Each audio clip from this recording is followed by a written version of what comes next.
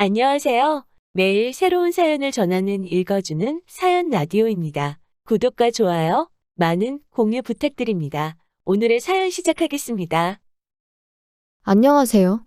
짧은 결혼 생활을 뒤로하고 헤어짐을 선택한 30대 여성입니다. 그리고 다 끝난 마당에 무슨 미련이 남아서 이렇게 글을 쓰냐는 사람도 있겠지만 마지막으로 후련하게 내뱉고 싶어서 그러니 이해해 주셨으면 좋겠네요.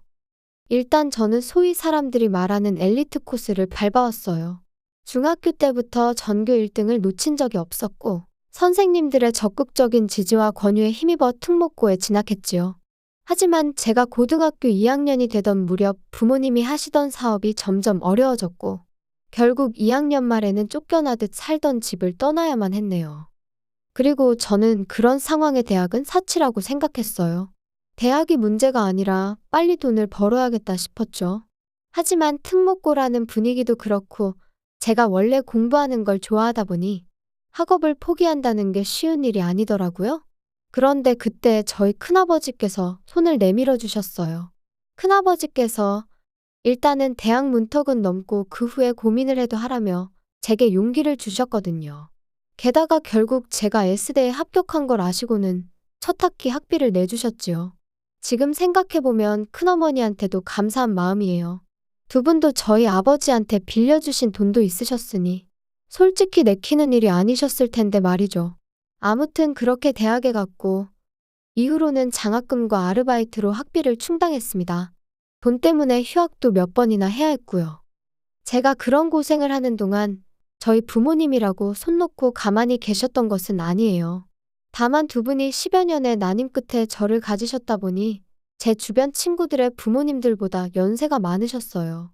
게다가 망해가는 사업을 어떻게든 살려보려고 두 분 다 백방으로 뛰어다니시며 마음고생 몸고생 하셨다 보니 건강도 많이 나빠지신 상황이었죠. 그래서 의지가 있으셨어도 하실 수 있는 일이 많이 없으셨어요. 쓰다 보니 제 신세 한탄같이 들리는데 아무튼 나름대로 힘든 세월을 보냈습니다. 그래서 저는 남들과는 조금 다른 인생의 목표를 갖게 되었죠. 연애니 결혼이니 그런 건 모르겠고 그저 두 분이 마음 편히 계실 집 하나만 장만해드리자고요. 한편 우여곡절 끝에 대학을 졸업하고 학교에 지원을 받아 저는 작은 사업을 시작할 수 있었습니다. 그리고 이후로 한동안 제 생활은 오로지 일밖에 없었어요. 눈 뜨면 일하고 눈 감으면 자고 돈을 버는 건 오로지 모으기 위함이었고 돈을 쓰는 일이 있다면 그건 부모님에게 필요해서였지요. 하긴 돈을 모으는 이유도 오로지 부모님에게 집 한 채 해드리고 혹시나 두 분이 병원에 가시게라도 된다면 목돈이 들 테니 그걸 대비하기 위함이었네요. 아무튼 회사에서는 대표님 소리를 들었지만 솔직히 직원들이 보기에도 왜 저렇게 궁상맞게 사나 싶었을 겁니다. 가끔이지만 저도 거울 속 초라한 제 모습에 혀를 내두를 지경이었으니까요. 하지만 그래도 어쩔 수 없었어요. 부모님 사업이 망하고 나서 월세를 전전하는 동안 이런저런 서름이 컸다 보니 집도 없는데 다른 거 구색 맞춰놓고 사는 게 무슨 의미가 있나 싶었거든요. 아무튼 그렇게 살기를 10년. 어느새 사업은 자리를 잡았고 부모님한테 아파트 한 채 사드릴 정도의 돈은 모았을 무렵 남편을 알게 되었습니다. 남편은 제 회사랑 거래하는 업체의 직원이었어요. 헤어진 마당에 어떻게 만났는지 그걸 곱씹어 뭘 하겠냐마는 거래했던 건이 결과가 잘 나와서 다 같이 회식을 한번 하게 됐는데 남편이 말하길 그때 저한테 반했다고 하더라고요. 대표라는 그런 타이틀하고는 상관없이 조용하고 소탈한 모습이 마음에 들었다나요? 아무튼 이후로 남편이 정말 적극적으로 대시를 해왔어요. 그리고 저는 그런 일은 처음 겪어봤던지라 그런 남편이 당황스럽기도 하고 부담스러웠지요. 하지만 한편으론 이런 게 사랑받는다는 건가? 내가 얼마나 좋으면 저럴까 싶은 게. 그래서 결국 2달 만에 저는 마음의 문을 열었습니다. 연애를 시작하던 당시 저는 제 나름대로 많은 것을 오픈했어요. 제 학벌이라던가 가정환경이라던가. 참고로 연애 초반부터 나름 민감할 수도 있는 이야기들을 오픈한 이유는 비록 저희가 결혼을 전제로 연애를 시작한 것은 아니었지만 남편이나 저나 나이가 있다 보니 잘 지내다 보면 결혼 이야기가 나올 수도 있겠다 싶대요. 그런데 그때 가서 실은 나는 우리 부모님한테 집도 사드리고 앞으로 생활비도 대드리고 해야 한다 하면 솔직히 어떤 남자가 좋다 하겠어요. 제가 비록 연애에는 숙맥이었지만 그래도 세상 돌아가는 걸 아예 모르지는 않았거든요. 그래서 처음부터 미리 말한 거예요. 그런데 남편의 반응은 의외로 덤덤했습니다. 제가 버는 돈인데 그걸로 뭘 어떻게 하든 자기는 뭐라 할 자격도 권리도 없다면서 말이죠. 그리고 그런 남편의 반응이 조금은 충격적이면서도 한편으론 뭐랄까 고맙더라고요. 그런데 여기까지만 들으시면 제가 되게 좋은 남자를 만났다 생각하실 수도 있는데 꼭 그런 것만은 아니었어요. 사실 남편과 저는 소위 사람들이 따지는 조건에 있어서는 차이가 제법 있었거든요. 남편은 고졸이었고 직장은 계약직이었으니까요. 그리고 만약 누군가 저에게 처음부터 이 조건을 다 알았어도 만났겠냐 하면 제 대답은 잘 모르겠다예요. 속물처럼 들리겠지만 연애니 결혼이니 관심은 없었어도 사람이 원래 자기보다 잘난 사람하고 만나고 싶지 못난 사람하고 만나고 싶지는 않잖아요? 저도 그랬고요. 그래서 남편이 프로포즈를 해왔을 때 솔직히 한 번에 바로 긍정적인 답을 주진 못했습니다. 그런데 남편이 그러더라고요. 결혼하고 난 이후로도 지금처럼 친정에 생활비를 대드려도 좋고 집도 사드려도 좋고 제가 번 돈으로 뭘 어떻게 하든 자기는 간섭하지 않겠다고요. 그리고 나중에 혹시나 저희 부모님 건강이 더 나빠지시면 가까이 이사를 가도 좋다며. 그리고 그런 이야기까지 듣고 나니 비록 다른 조건들이 제 성에 차지는 않았지만 저한테만큼은 충분히 좋은 남자다 싶대요. 그래서 결국 부부의 영까지 맺기로 한 거지요. 그런데 막상 결혼식을 올리고 나니까 다른 사람도 아니고 시부모님 특히나 어머님이 그렇게 제가 친정에 하는 걸로 눈치를 주시더군요. 하루는 저에게 따로 할 말이 있다며 연락도 없이 저희 회사로 찾아오셔서는 바쁘니? 얘기 좀 할까 해서 왔다. 어머님 하실 말씀이 있으시면 미리 연락을 주시지 그러셨어요. 직원들 보는 눈도 있는데. 아니 내가 뭐 못 올 때라도 왔다니? 그리고 네가 대표라면서 직원들이 무슨 상관이야? 그런 건 아닌데 아무튼 무슨 일 때문에 오셨어요? 엊그제 진호랑 얘기를 하다 보니까 너 뭐 친정부모님한테 매달 생활비를 드린다며? 난 처음에 내가 뭘 잘못 들었는 줄 알고 깜짝 놀랐다. 그게 진짜니? 네, 맞아요. 드리고 있어요. 아니 그런 게 어딨냐? 니네 부모님은 뭐 연금 같은 것도 안 나오니? 그런 거랑 별개로 제가 챙겨드려야 해서요. 황당하다 정말이지. 아니 너는 결혼한 여자야. 결혼한 여자. 무슨 말인지 알아듣니? 결혼한 여자라는 건 결혼을 했으면 네 가정에 충실해야지. 그거 언제까지 친정을 보고 살 거냐 이 소리야. 알아들어? 결혼 전에 진호 씨랑 다 이야기가 되었던 부분인데 어머님이 갑자기 이렇게 나오시니 좀 당황스럽네요. 저희 부모님은 제 도움이 필요하시고 저는 끝까지 책임질 거예요. 아니 공부도 잘했다면서 말귀를 못 알아듣니? 듣자 하니 한 달에 150만 원씩 드리고 있다며. 노인네 둘이 사는데 무슨 돈을 그렇게 많이 주냐? 진호 씨 돈은 한 푼도 안 들어가고 있으니까 걱정 안 하셔도 돼요. 아시는지 모르겠는데 저희 돈 관리 따로 하고 있거든요. 결혼을 했는데 왜 돈 관리를 따로 하니? 같이 해야지. 요즘 애들은 정말 이상하다니까. 진호 씨 벌이로 대출까지 상환하면 자기 쓸 돈이 없다고 하더라고요. 그래서 돈을 따로 관리하는 대신 대출도 저 혼자 갚는데. 아이고, 내가 그런 것까진 모르겠고 아무튼 친정에 작작해라. 그리고 너 내 입장도 생각해봤니? 지 친정에는 150씩 주면서 우리한테는 50이라니. 내가 말 안 하려고 했는데 듣고 나서 화딱지가 나더라. 시부모는 부모도 아니냐? 그런 건 진호 씨하고 얘기해보시는 게 좋으실 것 같아요. 그리고 저도 말 안 하려고 했는데 그 50은 진호 씨 돈이 아니고 제가 드리는 건데. 아이고 그 돈으로 유세 부릴 생각이면 꿈 깨라. 그리고 이후로도 어머님은 계속해서 한마디로 친정에 작작 퍼주라며 저를 나무라셨는데 도무지 납득할 수가 없었습니다. 왜 이제 와서 저희 결혼 생활에 자꾸 관심을 가지시는 건지 부담스러울 뿐이었죠. 솔직히 결혼할 때 제 친정 상황이 그렇다 보니 시부모님한테도 도움을 받을 생각이 없었어요. 괜히 나중에 말 나올까 걱정이었거든요. 그리고 다행이라고 해야 할지 시부모님도 처음부터 도와주실 생각이 없으셨더라고요. 두 분이 말씀하시길 너희는 너희 알아서 살라고 당신들은 당신들이 알아서 살겠다고. 뭐 서운하게 들으려면 얼마든지 서운한 말이지만 또 좋게 생각하면 적어도 저희한테 기대지는 않겠다는 말씀이셨으니 저는 좋은 쪽으로 받아들였습니다. 그런데 이제 와서 친정에 뭘 해주는지, 왜 당신들한테는 안 해주는지 그런 걸 따지시니 답답하고 황당할 수밖에 없었지요. 그런데 어머님의 돈없는 간섭은 여기서 끝이 아니었습니다. 그날의 불편한 대화 이후로 저도 사람인지라 한동안 도통시댁에 뭘 하고 싶은 마음이 안 들더라고요. 그래서 남편이 시부모님 모시고 밥이라도 먹을까 하면 당신만 다녀오라 했고 제 나름대로 자리를 피했던 게 사실이에요. 그도 그럴 것이 만나면 또 친정부모님 이야기가 나올 것 같았고 거기다 대고 제가 왜 해명 아닌 해명을 해야 하는지 상황을 가정하는 것만으로도 너무 스트레스였어요. 그리고 그렇게 한 세 달 정도 지났을 무렵 저는 저대로 제 나름의 수건 사업이던 친정부모님의 아파트를 장만했습니다. 구축이었고 대출도 끼어 있었지만 어차피 제 명의로 된 제 재산이었기에 여러 가지로 걱정보단 기쁨이 컸어요. 그런데 남편은 말하기로는 자기는 그저 제가 너무 멋지고 자랑스러워서 그랬다곤 하지만 아무튼 남편이 이 이야기를 시부모님한테 한 거죠. 그리고 이 이야기를 듣고 시부모님 특히나 어머님께선 어떻게 이럴 수가 있냐면서 크게 노여워하셨던 모양입니다.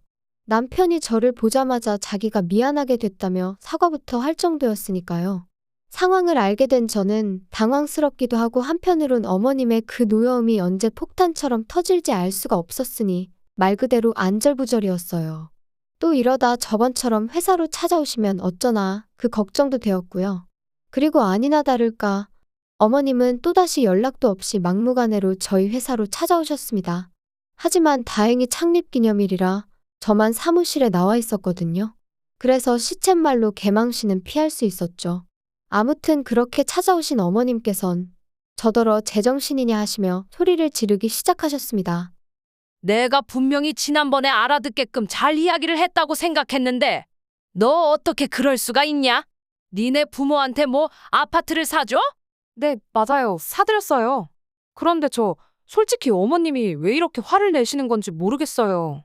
이것도 다 결혼 전에 진호 씨랑 얘기가. 시끄러워. 걔가 뭘 안다고 자꾸 걔 핑계를 대니 너는.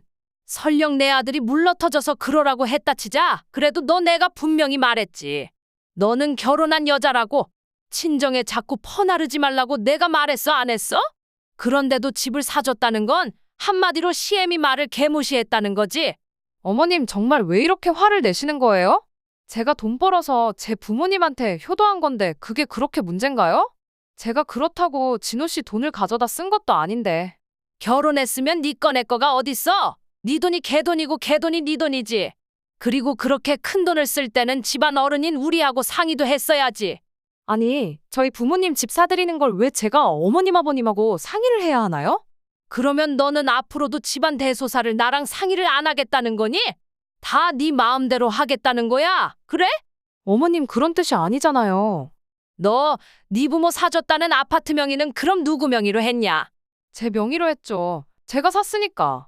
그럼 뭐야? 내 아들하고 사는 집도 네 명에, 네 부모 사준 집도 네 명의? 죄다 네 거야? 우리 아들 거는 하나도 없고? 아니, 진호 씨가 대출을 못 갚는다는데 같이도 못 갚겠다는데 진호 씨 명의로 어떻게 해줘요?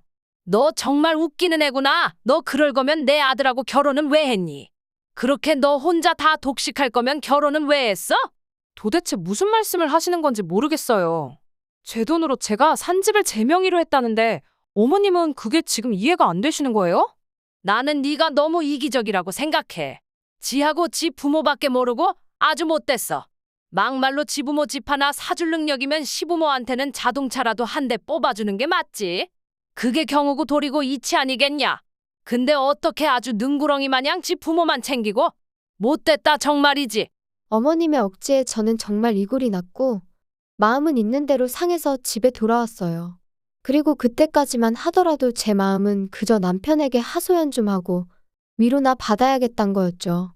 그런데 집에 들어오니 남편도 표정이 영 좋지가 않더라고요. 평소라면 밖에서 안 좋은 일이 있어도 집에서는 티를 내지 않는 사람인데 말이에요. 그래서 제가 무슨 일이라도 있었어? 표정이 너무 안 좋네. 그냥 뭐 그나저나 오늘 어머니하고 만났다며 아파트 얘기로 곤란했겠네. 곤란하다기보다 그냥 좀 불편하더라. 어머님이 내가 친정에 이렇게 저렇게 하는 게 엄청 싫으신가 봐. 그거 좋아할 시어머니가 어디 있겠어. 어쩔 수 없지. 그리고 솔직히 서운할 만하시지. 양가 다 잘해드리면 모르겠는데 워낙 장인 장모님만 덕을 보고 계시잖아. 그게 무슨 뜻이야? 내가 친정에만 잘한다는 거야? 그렇게 얘기하면 내가 섭섭하지. 자꾸 내가 친정부모님한테 해드리는 거랑 비교를 하지 말고 객관적인 것만 봐봐. 내가 매달 시부모님한테 50만 원씩 드리고 있지. 게다가 우리 지금 살고 있는 이 집 4명이란 이유로 대출 나 혼자 다 갚고 있잖아. 따지고 보면 그럼 자기는 돈 10,000원 안 쓰고 여기 살고 있는 건데 그러면 당신 표현대로 시부모님도 당신도 내 덕을 보고 있는 거겠네? 사이즈가 다르다는 거지, 사이즈가. 공평하지가 않으니까 어머니가 서운하시다는 거잖아. 아니, 어떻게 다 똑같이 할 수가 있겠어. 따지고 보면 우리 부모님이야 나를 낳아주시고 키워주신 분들이니 내가 잘해드리는 게 당연한 거지만 어머님 아버님은 당신을 낳고 키워주셨으니 당신이 잘해야지. 나한테 서운하실 일이 아니지. 넌 무슨 말을 또 그렇게 하냐? 정 떨어지게. 아무튼 우리 어머니가 너무 서운해하시니까 이참에 차 한 대 뽑아드려. 너도 알지? 우리 부모님 차 10년도 더 된 거. 저기요, 그건 저도 마찬가지거든요. 그리고 차를 뽑아드리고 싶으면 자기가 뽑아드리던가. 왜 나한테 그래? 왜 이렇게 말이 안 통하냐? 너가 장인 장모님만 챙겨서 우리 부모님이 화가 나신 거니까 너가 우리 부모님한테도 신경 쓰는 태도를 보여야 된다니까. 내가 문제가 아니고 네가 문제라고. 웃기고 있네. 내가 우리 부모님을 챙기는 거고 당신이 당신 부모님을 챙기는 거야. 어머님이 서운해하시는 건 욕심이 과하신 거고. 너무 충격이었어요. 남편이 그렇게 생각을 하고 있을 거라곤 상상도 못했고, 게다가 차를 뽑아드리자는 그 황당한 말은 뭔지 어이가 없었다고 해야 할까요? 그래도 그땐 오죽 답답하면 그런 헛소리를 다 했을까 생각하며 어떻게든 남편을 이해해 보려고 했어요. 그런데 서로 정말 필요한 말만 하고 지낸 지 일주일이나 지났을까 남편이 시부모님을 뵈러 가자, 아주 단판을 지으러 가자 그러더라고요. 그래서 저는 속으로 남편이 드디어 정신을 차렸구나. 제대로 내 입장을 대변해 주려나 보다 싶었습니다. 하지만 시댁에 도착하기가 무섭게 그 어느 때보다 밝은 표정으로 서로를 반기는 세 사람의 얼굴을 보니까 직감적으로 남편이 저를 위해 온 게 아니다 싶대요. 그래, 둘이서 얘기는 잘했다며? 아버지랑 나는 결정 다 했어. 내일 계약하러 가면 돼. 결정 다 하셨어요? 잘하셨네. 자기도 이리 와서 봐봐. 도대체 무슨 이야기를 하는 거야? 이게 뭐야? 자동차? 내가 저번에 바꿔드리자 했잖아. 나는 안 된다고 했고. 여기까지 와서 또 이럴 거야? 진짜 고집 좀 그만 부려. 나는 장인 장모님한테 잘하는데 넌 진짜 왜 이렇게 삐딱선을 타냐? 당신이 우리 엄마 아빠한테 잘했다고? 뭘 그렇게 했는데? 이따금씩 가면 거실에 앉아서 TV 보고 주는 음식이나 먹다 오는 게 전부면서 뭘 그렇게 잘했어? 그렇다고 못 한 돈 10만 원이라도 들여보기랬어. 뭐랬어? 돈이 전부가 아니잖아. 다른 것도 안 했고 돈도 안 했다는 게 문제지. 그리고 어머님, 저 차 안 사드려요. 저는 그럴 능력도 없고요. 그럴 생각도 없어요. 진호 씨가 뭘 단단히 착각을 했나 봐요. 그럼 여긴 뭐 하러 왔냐? 사람 염장 지르러 온 거야, 뭐야? 그리고 너 그렇게 네 친정만 싸고 돌 거면 뭐 하러 내 아들하고 사냐? 그냥 가서 네 부모나 끌어안고 살지? 너 진짜 나 같은 남자가 흔한 줄 알아? 내가 너 장인 장모님한테 생활비를 못 드리게 했어 어쨌어? 근데 그런 건 다 네 하고 싶은 대로 하고 장인 장모님한테 하는 만큼 우리 부모님한테도 해드리자니까 그건 싫다는 거 너무 이기적인 거 아니야? 뭐든지 정도가 있는 거지. 그리고 당신 말대로면 내가 내 친정을 내 돈으로 도와준다는데 그러려면 시댁에도 내 돈을 써야 된다는 거잖아. 내가 왜 그래야 되는데? 너 저번에 내가 말한 거 못 알아들어 처먹었냐? 너는 결혼한 여자라고? 네 재산이 우리 아들 재산이라고. 그러니까 우리 아들 허락이 필요하지. 내 허락도 필요하고. 제정신이세요? 그럴 거면 제가 차라리 어머님 아들하고 안 살면 되겠네요. 안 살면 허락이고 나발이고 필요 없잖아요? 안 산다는 게 무슨 소리야? 그럼 뭐 이혼이라도 한다고? 이혼은 무슨 이혼이에요. 애시당초 남남인데. 그건 또 무슨 소리야? 니들이 왜 남남이야? 당신이 말해봐. 왜 우리가 남남인지. 아니, 그게 지금 이 여자 앞으로 대출이 얼마나 많은지 아세요?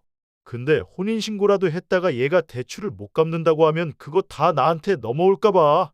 야, 이 멍청아. 그러면 제 앞으로 된 아파트 팔아서 갚으면 되는 거지. 그게 무서워서 혼인신고를 여태껏 안 했다는 게 말이 되냐? 남은 대화는 두 분이서 알아서 하시고요. 상관없는 남인 저는 이만 가볼게요. 그리고 당신 짐은 내가 현관밖에 꺼내놓을 테니 알아서 챙겨가. 그리고 이후의 일은 아주 어이가 없었습니다. 제가 집에 들어오고 얼마 안 돼서 남편이 들어오려고 했는데 이미 제가 현관 비밀번호를 바꿔버려서 들어오질 못했거든요. 그러니까 문 앞에서 자기가 잘못했다면서 얼굴 보고 얘기 좀 하자 어쩌자. 하지만 그러던지 말던지 저도 안 열어주고 버텼죠. 막말로 시끄럽게 굴어서 앞집에서 신고라도 하면 그럼 경찰이 와줄 테니 오히려 땡큐겠다는 생각이 들기도 했으니까요. 그런데 그럴 깜냥도 없던 남자였어요. 몇 번 두드리고 사정하다 안 되니까 너무한다면서 문자 하나 남겨놓고 자리를 떠났거든요. 그리고 그런 모습을 보니 그나마 좀 남아있던 오만정이 싹 사라지는 기분이 돼요. 아무튼 그래도 한두 달 가까이 남편은 전화와 문자로 저에게 용서를 구하긴 했지만 결론은 헤어졌습니다. 애시당초 저랑 제 부모님을 있는 그대로 인정하고 받아준다는 점에서 남편과의 결혼을 결심했던 건데 그 전제가 틀어진 이상 남편과 살 이유가 없었으니까요. 그리고 지금은 뭐 하나 아쉬운 거 없이 잘 지내고 있어요. 남편과의 일과는 별개로 제 사업은 여전히 잘 되어가고 있고 꺼릴 것 없이 친정부모님을 챙겨드릴 수 있어서 좋네요. 뭐 누군가는 저더러 그래도 언제까지 부모 뒤치다꺼리만 할 거냐. 네 인생을 살아야지 하는데 누가 그렇게 산다고 하던가요? 저는 그저 제 나름의 도리를 했을 뿐이고 이제 집도 해드렸으니 새로운 목표를 세워서 제 행복을 위해 다시 한번 열심히 달릴 겁니다. 긴 이야기 들어주셔서 감사합니다. 오늘의 사연은 여기까지입니다. 구독과 좋아요, 알람 설정해주시면 앞으로 더 좋은 사연으로 찾아오겠습니다. 감사합니다.